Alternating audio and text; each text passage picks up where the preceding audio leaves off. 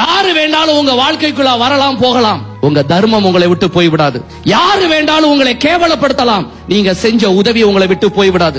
எத்தனை பிள்ளைய நீங்க பெத்தாலும் அவர்கள் உங்களை பார்க்காம போகலாம், அவர்களை பெத்து வளர்த்த புண்ணியம் கடைசி வரை உங்களை காப்பாற்றும். இதான் சத்தியம். யாரோ 2 பேருக்கு நம்ம நல்லவன் இல்லை என்பதற்காக இந்த அற்புதமான வாழ்க்கை இழக்கணும்னு அவசியமே கிடையாது. எவ்வளவோ பிரச்சனைகள் வந்து தீர்க்கவே முடியாது என்று சொன்ன எத்தனையோ பிரச்சனைகள் தீர்க்கப்படவில்லையா? மாற்றவே முடியாது என்று சொன்ன எத்தனையோ பிரச்சனைகளை மாத்தலையா? யாருமே எனக்கு உதவி செய்ய மாட்டாங்களா என்று ஏங்கிக் கொண்டிருக்கும் போது சம்பந்தமே இல்லாதவர்கள் எல்லாம் உங்களை காப்பாத்தலையா? ஏன் இந்த உலகத்தை நம்ப மாட்டேங்கிறீங்க? உலகத்தை நம்பாட்டாவே இறைவன் தந்த வாழ்க்கையை நம்பலை அர்த்தம். வாழ்க்கையை நம்பாட்டாவே இறை நம்பிக்கை போயிரும். ரோட்ல ஒருத்தர் அடிபட்டு கிடந்தால் கூட போதும், யாரோ ஒருத்தர் ஒரு தண்ணி பாட்டில் கொண்டுட்டு வருவார், தூக்குவார், வந்து சாப்பாடு வாங்கி கொடுப்பாரு. யாரு?